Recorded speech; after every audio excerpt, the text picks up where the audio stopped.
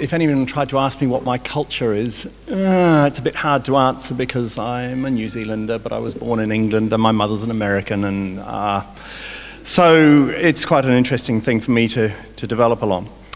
So the first thing why are we talking about cultural competence? And I think it's a horrible phrase, but the reason we use it is because, for reasons which I haven't actually been able to track back the detailed history of, it appeared in the Health Practitioners Competence Assurance Act in 2003, and it's quite surprising. This is all that we all have to do, us doctors and nurses and physios and pharmacists and all the other health practitioners. All we have to do is there are registration authorities set standards of clinical competence, cultural competence and ethical conduct.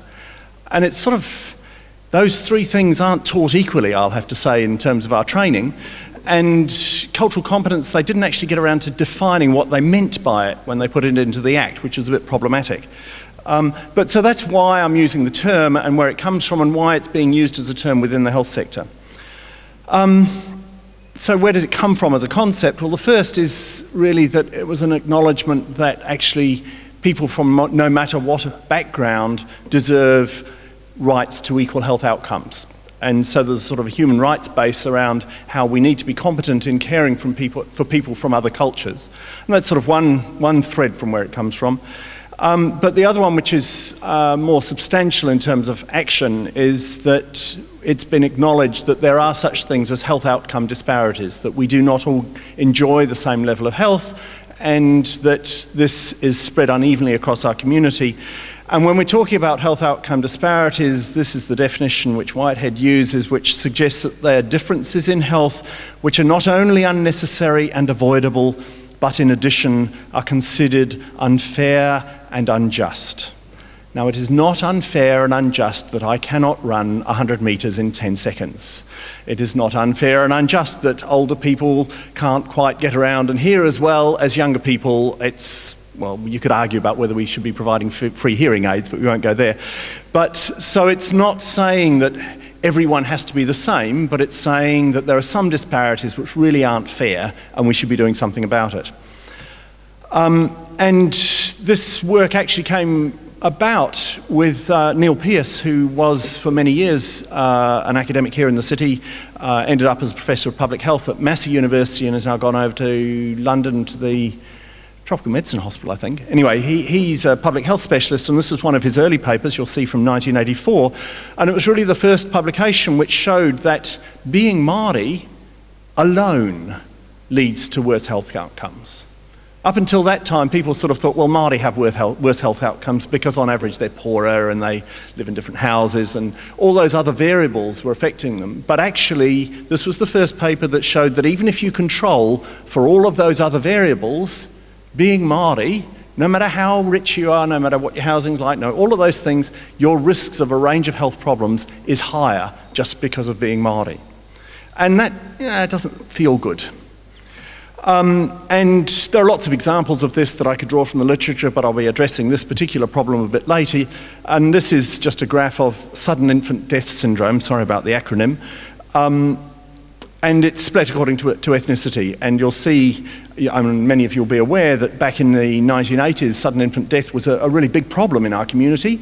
And a lot of effort was put into trying to work out how to deal with it.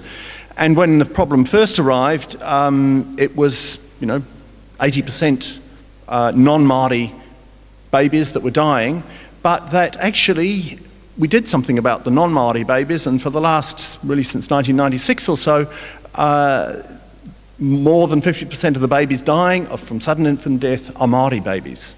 And that doesn't seem fair.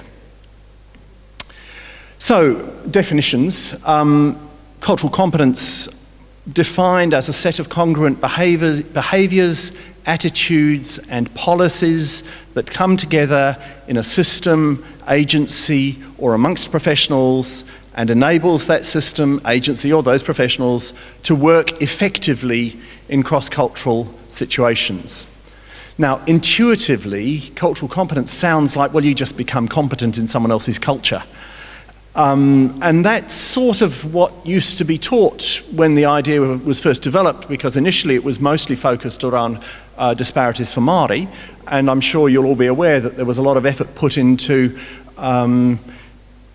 Māori teaching Pākehā about Māori culture, both language and cultural beliefs, and that was the sort of the initial approach. And certainly when I was working in Waitara, where I was looking after a population that was mostly Pākehā and a significant proportion of Māori, and there was a takeaway owner who was Vietnamese, and that was about it in Waitara at the time. And so actually learning a lot about Māori was very helpful for me in terms of caring for my patients. I spent some time on the marae, I learnt some of te reo, I understood some of their cultural beliefs, and that worked quite well as a way of trying to improve care for that group of people. And then I moved to Newtown Union, and I think there's something like 30 different languages amongst the people that we care for, from a huge diversity of places. And this idea of learning about the culture of my patients as a strategy for caring for them sort of felt terrible and impossible. And so that's why this definition really is much set back from that idea of understanding a culture and more looking at saying, well, there's a whole lot of things you need to do to be effective in a cross-cultural situation. So how important is it? Well, obviously there's the ethnic diversity that we've talked about, and 23% of non-New Zealand born people in 2006 were from Asia, and I'm hanging out for the latest census, which, as you all know, has been delayed because I'm sure that number's going to change significantly. So ethnic diversity is an important issue. And this is just one figure I got from a recent paper that said, so Auckland Hospice, it was an article about the hospice, their catchment of 332,900 people, only 37% are New Zealand European. 25% are Pacific, 19% are Asian, and 14% are Māori. So that's the catchment of the Auckland Hospice. And Auckland has a much larger Asian population, as I'm sure you're all aware, than Wellington, and similarly in terms of large Pacific population there. So things are changing quite dramatically, and we're going to have to learn how to thrive whilst this change happens.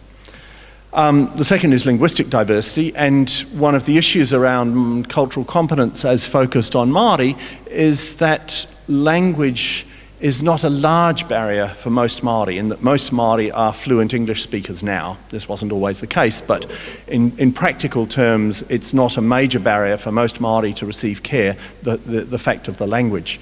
But that's changing dramatically with the way that we've changed our immigration policy. So there are now significant numbers of people in the country who aren't fluent in English.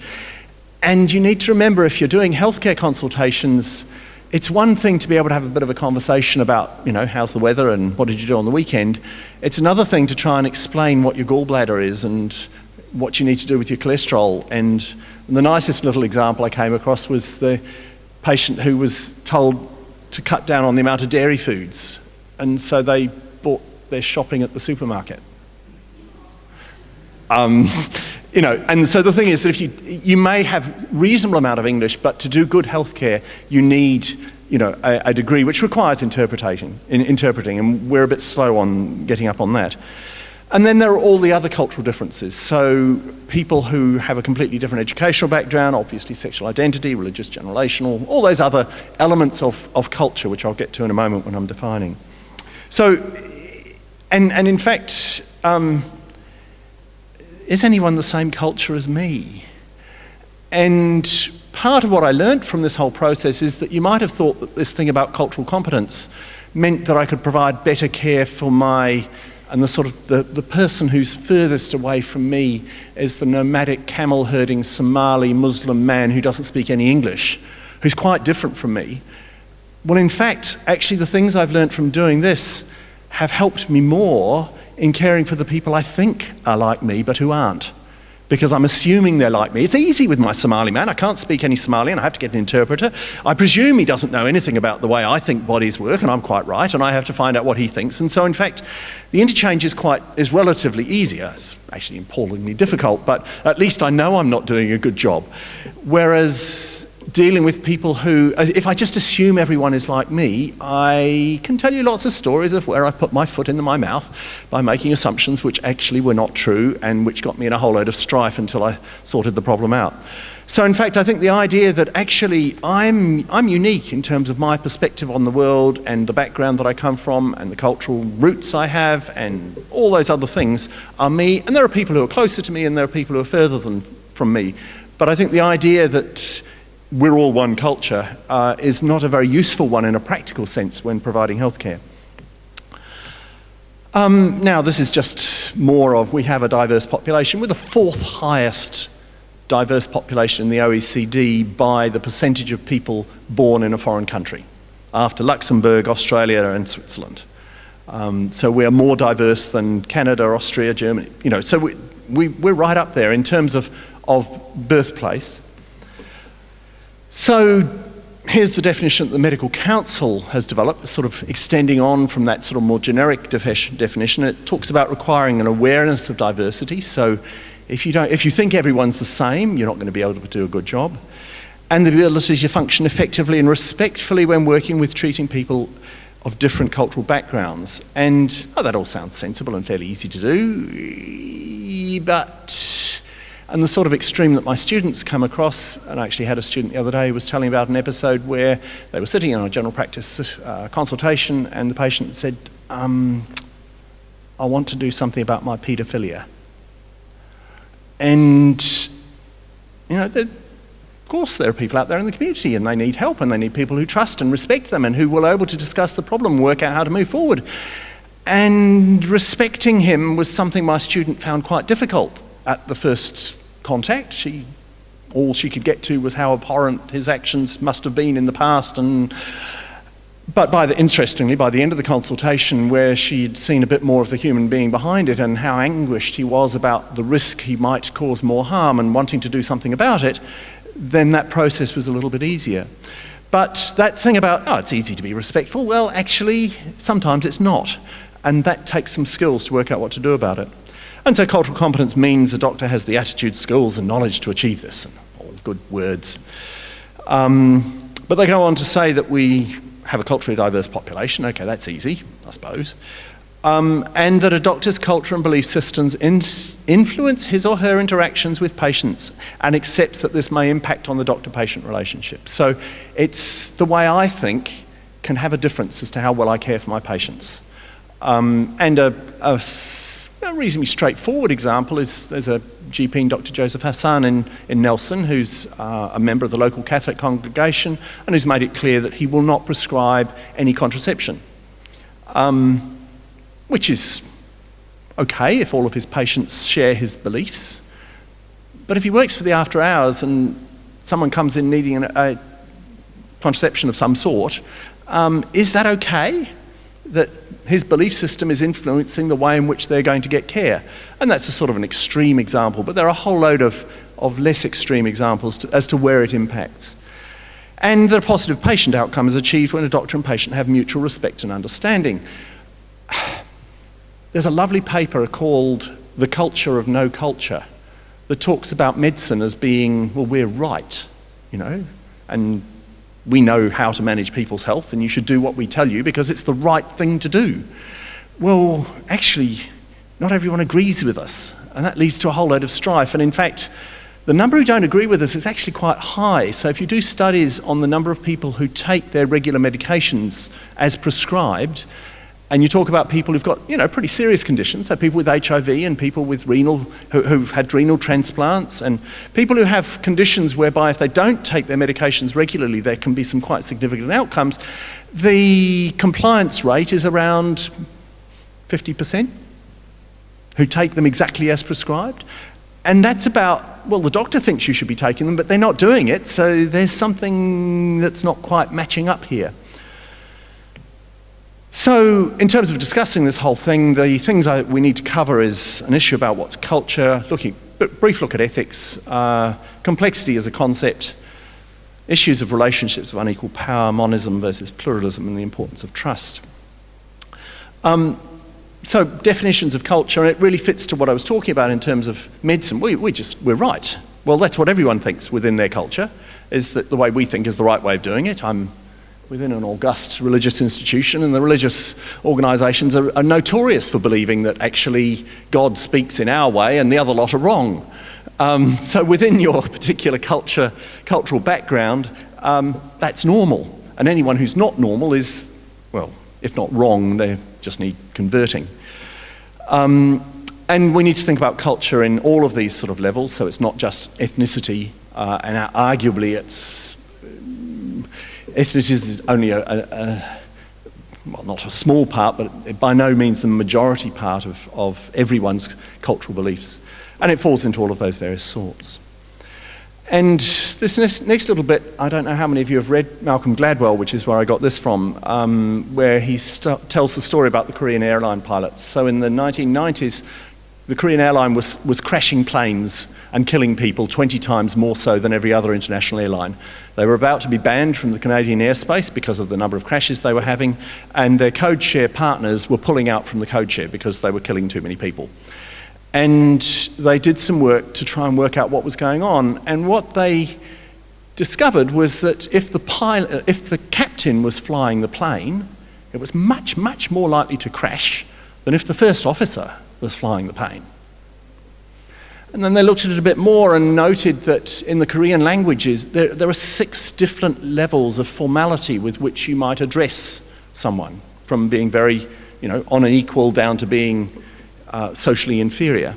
And that the language is a lovely, delicate language which takes time to understand and follow, but in the cockpit, and they played, he got some of the transcripts from a plane that crashed in Guam, and at one point the navigator says, "It's raining out there," when they were going on visual flight control into the Guam airport.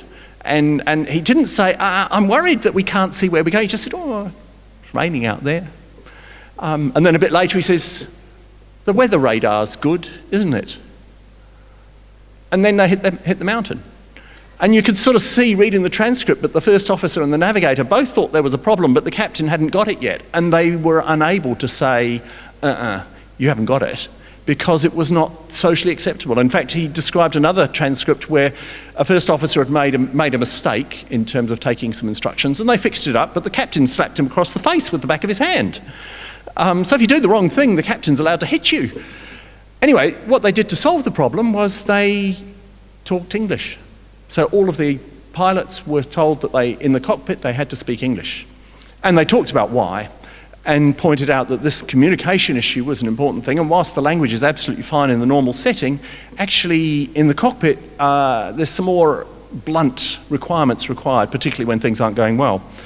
So it's a nice example, and it's where I came across Gert Hofstede. And so Gert Hofstede is a psychologist who's been working on this for the last 30 years or so, and he described this analysis of culture and saying that there are these initially 4 and then expanded it to 6 variables about culture which vary from one place to another, and obviously from one person to another, and that you can map where some people fit on a continuum. So the power distance was the issue we were talking about in terms of the Koreans, and it's the extent to which the less powerful members of institutions and organisations within a country expect and accept that power is distributed unequally. And that's some of the league table, and you'll see that New Zealand, we are reasonably egalitarian. I sat next to Bill English at the movie theatre the other night. I didn't talk to him, I wasn't rude, but I could have done. Whereas it would have, the Korean Prime Minister or Minister of Finance probably doesn't go to the movie theatre in a way that people could allow him to.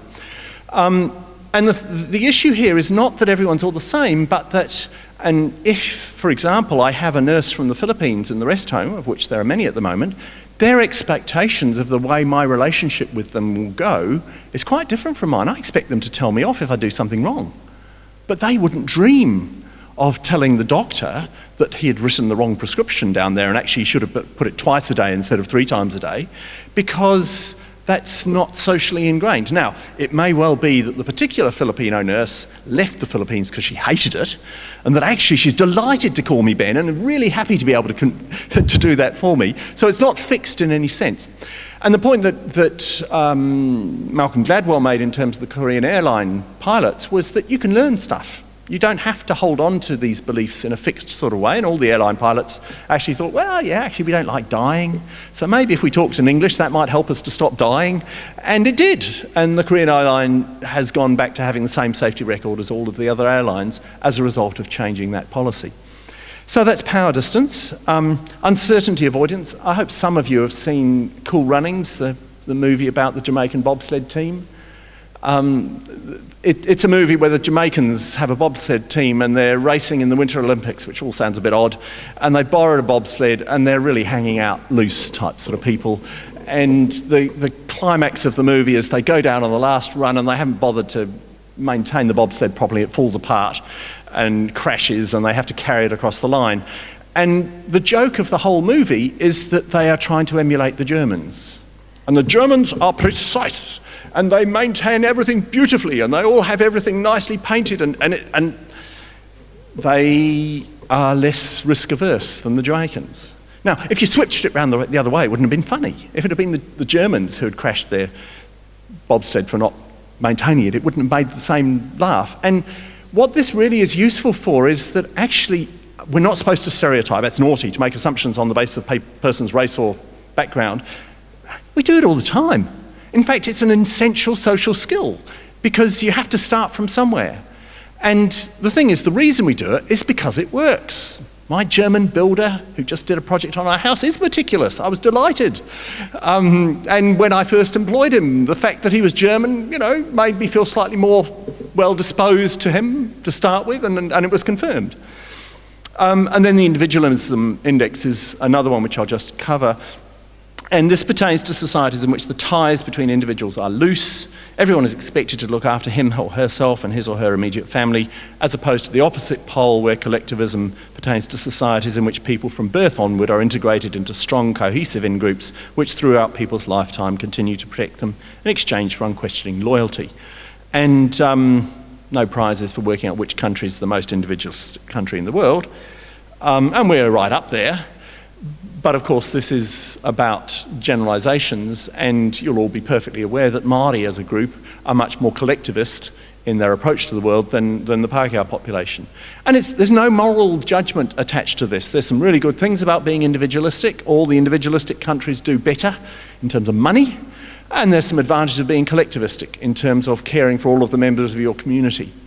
So it's just a sort of line in the sand sort of thing. And the point about the assumptions, as I say, is that we're making assumptions all the time. So let's acknowledge we're making assumptions.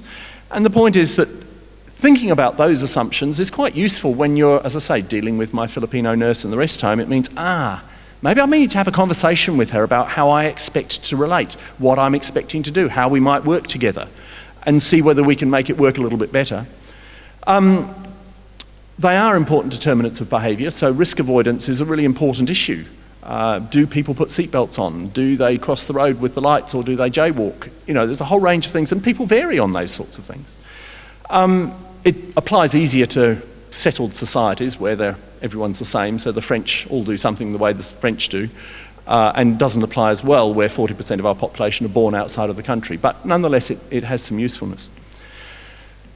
And of course, as I say with my Filipino nurse, she may well have left the Philippines because she hated the particular cultural background, and actually she was far happier in a New Zealand setting, and so she doesn't share all of those views.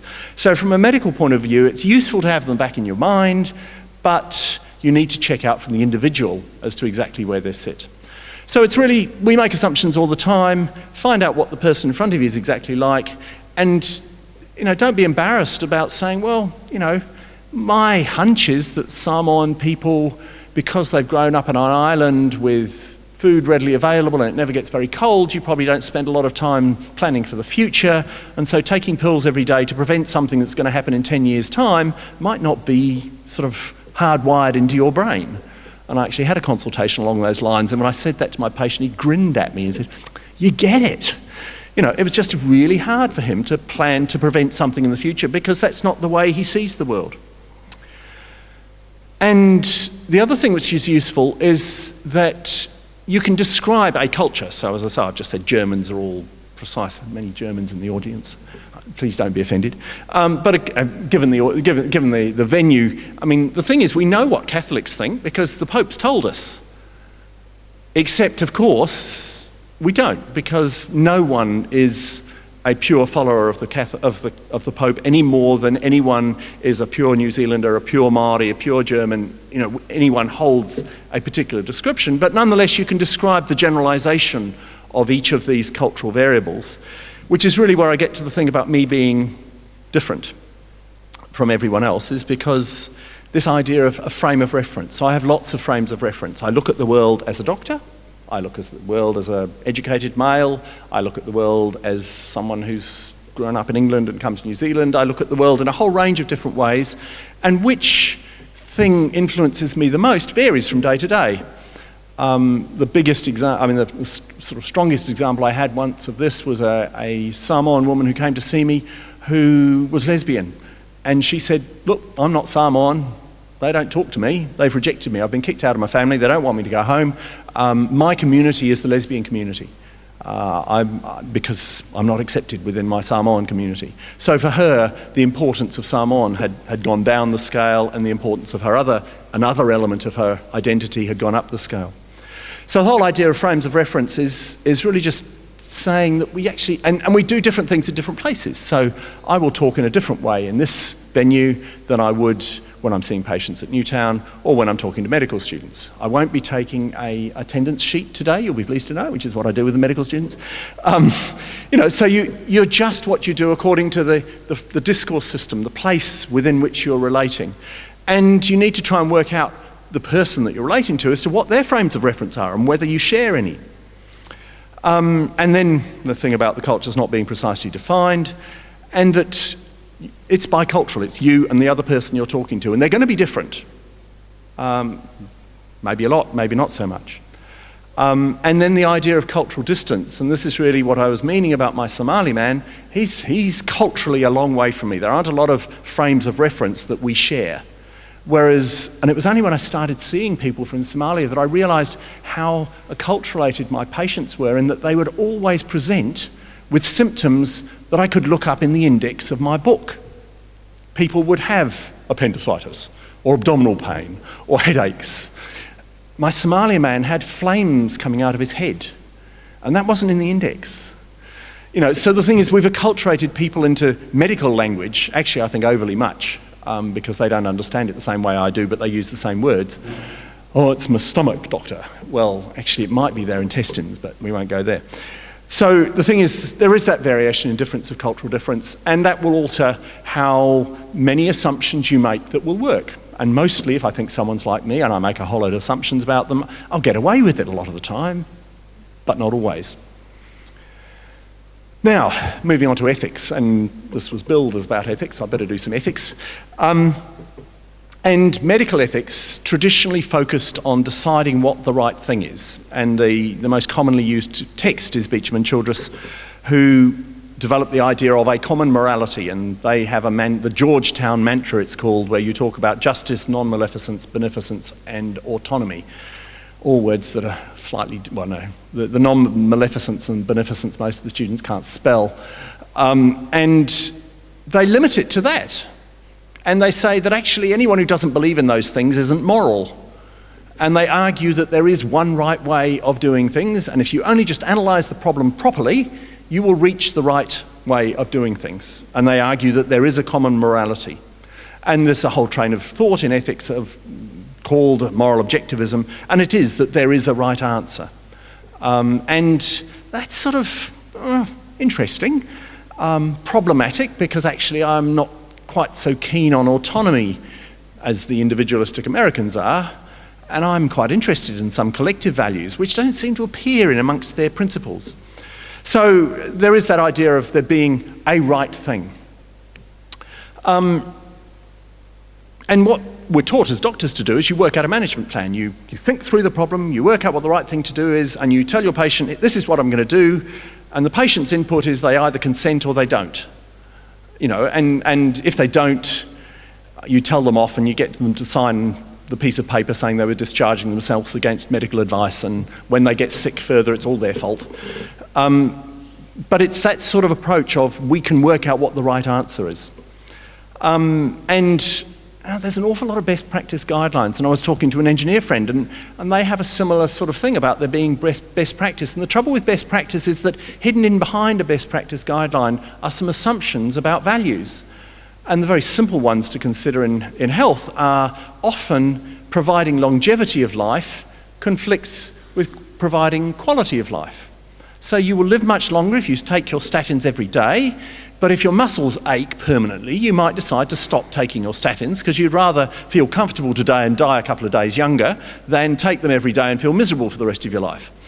So there are value judgments in behind all of those best practice guidelines which are built on this idea that there is such a thing as best practice, which I would contend actually isn't true. We can have better practice, we can identify things that will make things better, and we can have best practice for a particular situation with a particular individual, but having a guideline that you can follow that works for everyone doesn't work in my mind. So my preferred ethical guideline is that it's good people doing the right thing cost effectively in a diverse community. Because the other thing which traditional medical ethics tends to sort of ignore is money, because it is very North American, well, particularly American, USA based. And the trouble with the Americans is that they sort of have this huge big blind spot of spending vast amounts of money doing all sorts of clever things for people who are rich and then doing nothing for the poor, and that seems okay. And that as a doctor I'm taught to worry about the ethics of the person in front of me and not really care about the people who aren't getting care. Complexity I won't spend a lot of details on because I'm running a bit short of time in terms of what I was trying to cover, but the main thread is there are some simple problems which you can fix by protocol. Scurvy is a good one. And then there are complex problems which if you wrote a protocol it wouldn't work, raising a child. And complex problems always are uncertain and ambiguous and change over time. Protocols don't work and they have unique local conditions. And clinical problems are complex. So if someone says they can fix medicine by protocols, paint by numbers, it's really good for, there are some protocols. There's a protocol that says don't leave surgical instruments in an abdomen after you've sewn them up. There are some simple elements that work, but it doesn't apply more generally.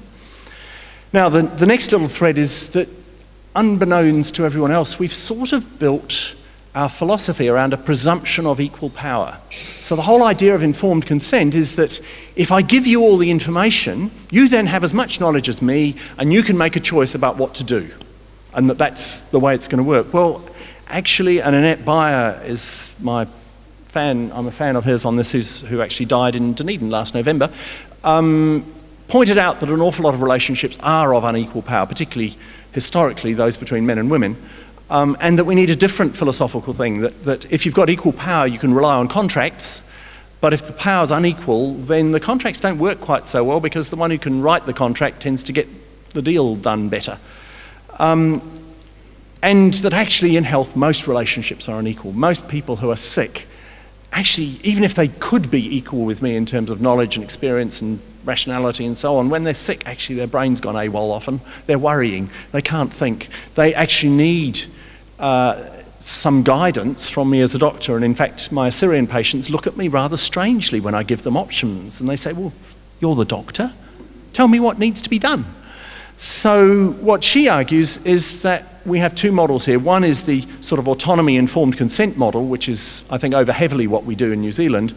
But there's the interdependence and trust model, which the Assyrian patients actually epitomise in that they are, by norm, a very patriarchal society, and they look up to me as a doctor and expect me to look after them. Now, I have to earn that, they have to trust me, and I have to behave in a way which enhances that trust, but once that's in place, they'll do what I tell them to do. And I was rather gobsmacked one day when a man came back and we'd talked about diet and cutting back on fat, and he did. His food tasted terrible. He cut all of the fat out of his diet, everything. No butter, no oil, just complete everything. I'd never had that before. So, as a different model.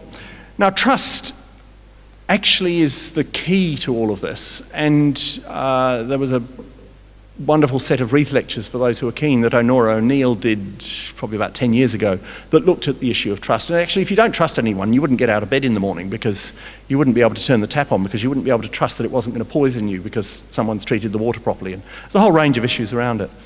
But in terms of medicine, the whole issue of trust actually is where the Cartwright inquiry came from. The nice quote from Charlotte Paul, she said, "The revelations of the inquiry have damaged this trust and good faith, not only in National Women's Hospital, but also elsewhere in New Zealand. Many doctors are extremely perturbed about the new lack of trust. Those doctors need to stop and think. The trust that existed has been shown not only to have been misplaced, but to have been dangerous to the women concerned." Trust can be divided up into cognitive trust, and that's what I, as a good doctor, does, so I think it through.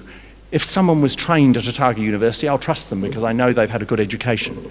And there are a range of other cognitive things. If you've got a driver's license, you presume someone can drive because you presume someone's been through the whole test sort of process. More collective communities rely much more on emotional trust. So when we were holidaying in Samoa, I'm sure the person who drove us on the round the island tour from the village was the one they all knew was the best driver. It didn't matter who had a license, it was the one who could drive most safely and wouldn't sort of go off the road because they all knew each other. And then there's behavioural trust. So if you've been to someone 20 times before and they've done a really good job for you, then they're likely to do it again well the next time. And your trust is a combination of all of these. But this is really important from a cultural point of view. Oh, sorry, one more thing. There's individual and there's institutional trust. So what Paul was referring to there was that actually Herbert Green doing bad things meant that people didn't trust Herbert Green, but they also didn't trust the whole institution of medicine. And that in order for me to be able to care for patients, I'm really reliant on all the other people in the health system to do a trustworthy job, because otherwise people will look at me and say, well... and actually the whole hospital is completely dependent upon people having cognitive trust in the hospital, because you never get to have a relationship with the 30-odd people that see you between when you're admitted and when you're discharged, because all of them only see you for such a brief period of time, and you're reliant on a belief that the doctor probably knows what he's doing, and the nurse knows how to nurse, and the cleaner knows how to clean because they've been employed by the hospital. You're reliant on that institutional trust. And it varies in terms of cultures as to how they do it, and the nicest example is the idea of whakawhanaungatanga, which is when you go to a marae, the first bit of the process is, so we're going to let you on? Are you going to stab us in the back? We're going to have a talk about who we know in common and what we share and what ancestors we share, and decide whether we can trust you before we do anything else. And it's a nice little example of, actually we don't get on to business until we've worked out whether we can trust you. And we use the same model for medical students seeing Māori patients, because actually they're much more comfortable if they do the whakawhanaungatanga sort of thing first before talking about the sensitive stuff of their healthcare. Monism versus pluralism is really just, if we disagree, how do we decide what's right? And actually, you can argue it. Well, that doesn't necessarily mean it's right. You can say there's a common morality and I know what the right thing is, or actually what usually happens is the power of the dominant culture that determines what's right. And that a consequence of this is that we believe there is a right way, and therefore we aren't as comfortable with diversity. Now, I'll skip this case study because I want to go on to the other one, which... Anyway, so, and the summary of this was really just saying that in order to do the clinical work, I need to analyse the problem from my frame of reference, I need to understand the problem from the patient's frame of reference, I need to work out where we agree and where we disagree, and we need to discuss and decide what to do given the disagreement that we may have. And that might consist of me giving information, she agrees, oh yeah, that's a really good idea, or it might be that we work out, okay, you think this and I think that, we'll decide to do this. Now, SIDS, so this is number of sudden infant death syndrome, and it looks pretty good. So in 1986 we were doing pretty badly, and look at how well we've done at bringing the rate down. And inequalities aren't fair, and when it first happened it was more common in the South Island than the North Island, and you'll be pleased to see that we managed to sort that one out, because it wasn't fair that the South Island babies were dying more often. But if you then look at the numbers according to ethnicity, you see that actually Māori were always... So the top line is the total, the second line down at the beginning, the grey line, is the non-Māori population, and the bottom line is the Māori population. And you'll see that the rate for Māori actually didn't change much, that it stayed much the same, that most of the improvement happened with non-Māori. And this really is just underlining it. So this is the rates of sudden infant death, which were always higher for Māori than for non-Māori. And for now, the grey line at the bottom is the non-Māori, and they're almost not having sudden infant death anymore, but we still have a huge rate for Māori. And this was the slide at the beginning, which showed that actually, for the last 10, 15 years, Māori have been dying of sudden infant death, and we haven't really done very much about it. Until 2007.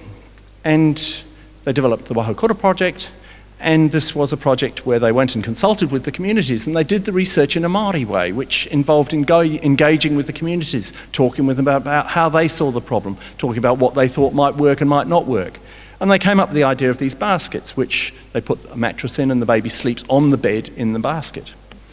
And they did the study, and they have abolished the difference in infant mortality rates by giving these baskets, or they made cardboard equivalents, out to the most vulnerable people in the 5 DHBs with the largest population of Māori, and fixed the problem. Now, they could have done that 10 years ago if they hadn't been culturally incompetent, I would argue. And that the lessons are that we should have been doing something in terms of a Māori approach to doing the research and finding the solution, and not presuming that the approach that we were using for everyone was going to work. And the health promotion is culture bound. It's based on what you believe is normal, and you then tell people how to behave. And the levels were firstly the political response. So we did stuff about SIDS, but we stopped doing it when the rates dropped down because it looked like it was going away. Well, actually, it wasn't for Māori. And why didn't someone do something earlier? Why did it take 10, 15 years for someone to say we should be doing something about this? And the research, as I say, was culture bound, and when you put a culture of Māori around the research process, you then end up with a Māori answer, and then the uneven service delivery. So blanket nurses, midwives don't get used by Māori as much as Pākehā, and there's all that issue of trust, which Māori by and large don't trust the mainstream to be advising them as well as everyone else. So in other settings, and nice to see you here, Lloyd, this is my quote from you that I used, thank you. I've slowly come to realise that there is no such thing as unchangeable Christian truths. Indeed, there is no such thing as absolute truth. Truth is not a thing, something that remains constant and unchangeable for all time. Truth is a quality or a value like love, compassion and honesty.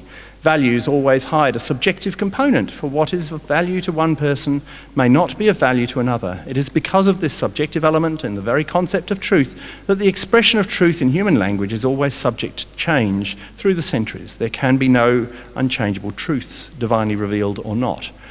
And that's a problem. If you believe that there's a truth, you cannot be culturally competent, because other people don't believe the same thing as you, and you won't be able to relate very well to work out how to move forward.